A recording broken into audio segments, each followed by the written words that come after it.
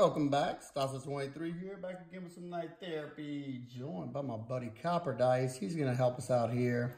And today's video, I'm gonna be going over my favorite lightweight knives, like my Gymshark knives, the ones that I go to when I need to, not either pull down my pants because of the weight or just forget it's even there. And then after I show them all, I'm gonna give you my top 5 with the winner. So we'll get started. First one up to bat is the Spyderco Dragonfly. This is the Warnie. They have a just a leaf-shaped blade. Excellent little guy's knife, huh? A little guy's knife, yeah. I mean, it's crazy though of how small it is with this forward trawl. You get that full 4-finger grip.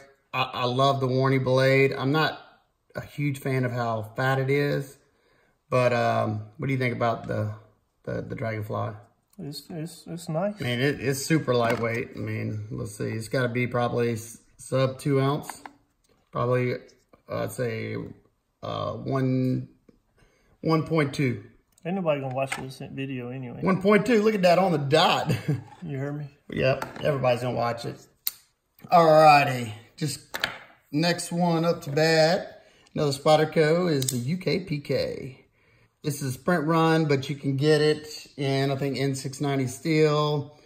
Pretty good little knife. It's a slip it model. It means it doesn't have a lock. It's a slip joint. It's got a half stop on it. It's not the smoothest in the world. This is made in Maniago. Got the FRN scales, just like on the Dragonfly. I'm sure you could smoothen it out. Wire clip. We don't want to see your arm. Why? Wire I clip. let them know I'm here. Deep carry wire clip on both of them. Great little knife. Very lightweight. Probably, just a little bit heavier than this. All these knives are pretty much sub 2 ounce, maybe. You sound like 2.5. You sound like you're being forced to do this. Yep. Copper Dice got a gun to my head. Okay, another good lightweight option is the Civivi McKenna. This is the Damascus version. They also have it in the D2 version for a little bit cheaper. Good lightweight, slim, disappears in the pocket knife, deep carry clip. G10 scales on this guy. This one's gonna be, I think it runs about $60 or $70 for the D2 version. What do you think about that guy? The McKenna. I like that guy. Yeah, I'm talking about do you think it's a good front flipper? That guy is a pretty guy. It's a thin stock on the blade. Behind the edge, got to be .7653. No, it's not. It's not? No, it's not that. I mean, it's the grind's not that high, so they didn't. And it's not it's a decent slicer, but it's the type you want to. It's that elegant, it's more of like a church carry or a wedding carry, that's... What you cut up in church? No, I'm a knife guy. I carry knives. Look, he's stealing your bag. Oh, shit. He's hijacking the paper. No, the paper. Oh. Oh, yeah. Yeah, my dog just hijacking stuff off the table while we're doing videos, so... I watch church on TV a lot. So you don't carry a knife while you watch it on TV? Yeah, I do, but... Because, you never know when... you might have to cut the commercials out, Yeah. So just a good little knife. I like it if you want to get into a front flipper. It's a good budget front flipper. Next one is this one. This one's probably the only one that would beat this out for this style carry is this Quiet Carry IQ. This is the Elmax version. If you hadn't watched my video on this, definitely go check it out. This is a performer right here. It's got a Peter C treat on that Elmax. Copper Dice, huh? Yeah, It's just an excellent knife. Great action. Oop, as I failed it, I put custom anno on it. Just another good model. Alrighty, next one. I got mixed feelings about this one. It's a Benchmade Bailout. I have sharpened it. This is, I think, the 3rd sharpening I've done on it. I mean, for a lightweight EDC task, it's okay. Super smooth. Is it bad as they say? Yeah, it's pretty soft. I ain't gonna lie. I like the coating on the blade. You like that blade coating? That gun coat look? Yeah, it's all right. It's a little I like the look of it, but it's kind of tacky. What do you think about the Bugout? Benchmade definitely stuck to what they claimed and didn't change anything. No, I knew if they changed it, they would look like idiots because they know they were wrong. But you know, sometimes you just got to eat it. I would have loved to see them at least, you know, get this up to like a 58, 59 at least to make it, you know, it could be a great EDC, you know, hard user for the, you know, for what you could use this for. I had originally bought it to like be that, you know, beater, you know, whatever, use it for whatever I wanted to. And now it's just a, you know, a light duty EDC knife for me. So would you take like half price on it?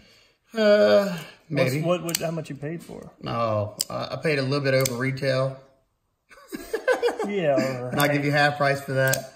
But I will say this is one of the smoothest Benchmades I got. I mean, this sucker is super smooth, and I have not taken this guy apart at all. Super smooth. So, you always call them guys like that? Yeah, sometimes like no. If it's a knife I like a lot, it's a girl. Okay. So there you go. That's the Bailout. This is a popular one. The Spyderco Lightweight Para 3. This one, I got some mixed feelings about it. It's a good slicer. The steel, the BD1N, it's good. It holds a good edge. It gets super, super sharp, keen edge.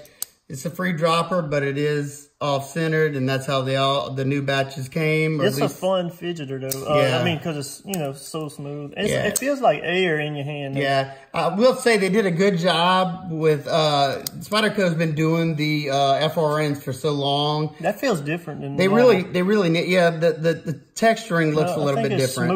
Smooth yeah, but that's what I was about to say. The thing I like about this is how they like it's more comfortable, I think, in hand than a regular Para 2 because this is all rounded, like really good, and it feels good in my hands. Get a nice comfortable grip, and this stuff is I can barely squeeze it together. They've like I said nailed the FRN scales. They've been doing it long enough, so I hope they would.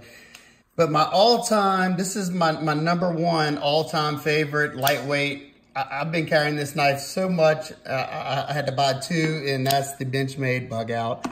I really think this is probably one of the most popular knives right now. Yeah, and that's a different coat? Yeah. I think, I don't know, this one it hadn't been holding up that great. You can see it, I mean, it's starting to wear off. I mean, I use it for a lot of stuff. This one doesn't have that, like, this one has like a gritty style feeling. This one, I don't know. I know on the black ones, I think they said it was PVD coated or, no, Cerakoted, I'm sorry. So I don't know. It's almost looks like a carbon nitride, the titanium nitride finish that Kershaw uses a lot. But great options, but I will say hands down, if you're trying to decide between a Bugout or Bailout, Bugout all day long. All day long. Why? Because they're S30. The S30V on this guy way outperforms this 3V by far.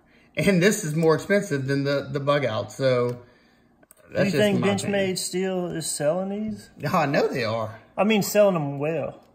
I don't know how. I don't know. I mean, people are still going to buy it because especially people who just love Benchmade, and you know, somebody who doesn't mind sharpening, if they don't use their knife that much and they just like the aesthetics of it, you know. I'm gonna need to borrow this to come to my own conclusion. Okay, well, he's got a pile of knives over here on the right that he needs to borrow.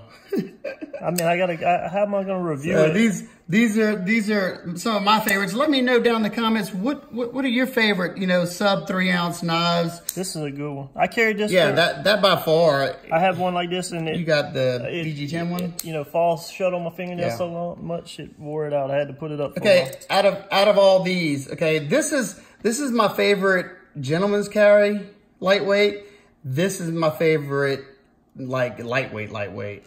Out of all these, what would be your number one and number two? Who? What, you telling me? Yeah. Well, who else I'm talking to?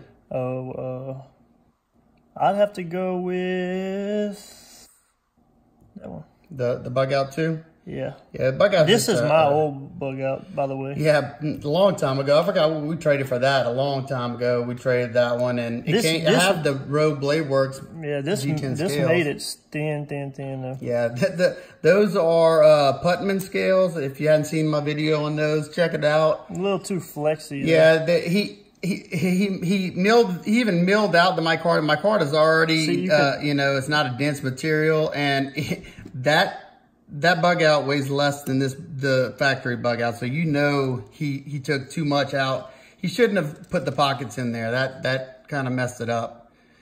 But it does look good, I will say that. Yeah.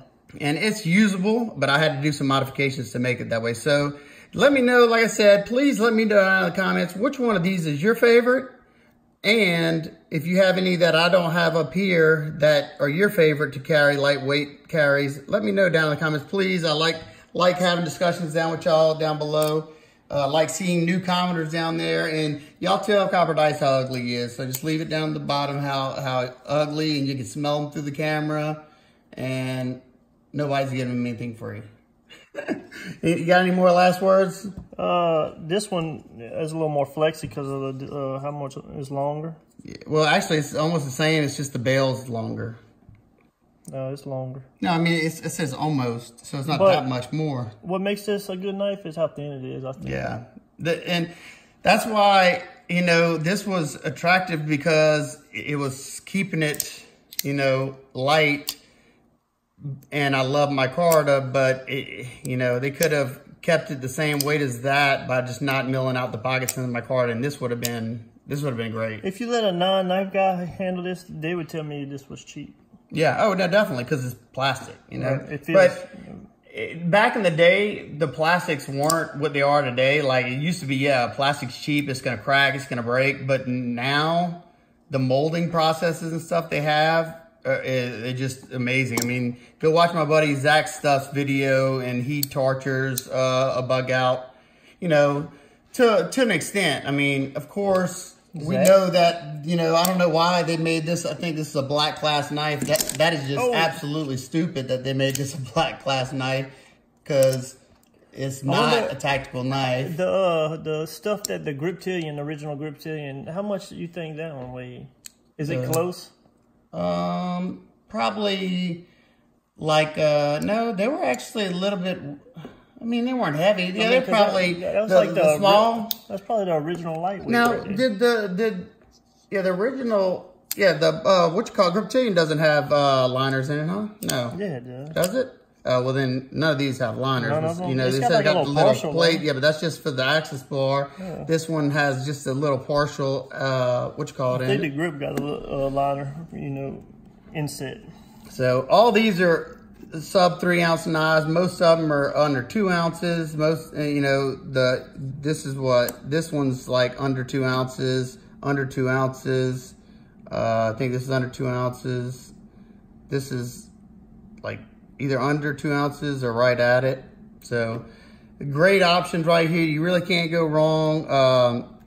You know, as far as these three guys are actually all three of these right here.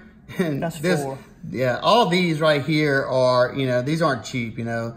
These are all like, you know, over like 130 bucks. These right here, I think you can get the regular standard for like 120. This is 90 bucks. These were what, 180? Yeah. With the Elmax steel. One thing of advice I would say, this is my theory. You're paying for this thinness, right? Because you could get a Griptilian. If you don't want to, if you're just worried about weight, I don't really see why you should worry about weight. I mean, well, I mean, it just depends. I mean, some people, you know, sometimes I don't want something weighing my pockets down, but I'm not going on backpacking trips and stuff like that where every ounce counts. I think you're paying for the slimness. Yeah, the thinness. Yeah, I ain't gonna lie. That's why I love how light it is, and I love how it disappears in the pocket. I can put my hand, like I can get something out of my pocket and it's not in my way. That's something I love. Especially with the micarta. The micarta is like much smoother. Like whenever you go to put your hands behind it and rub against that, it's a little uncomfortable. The micarta is smooth.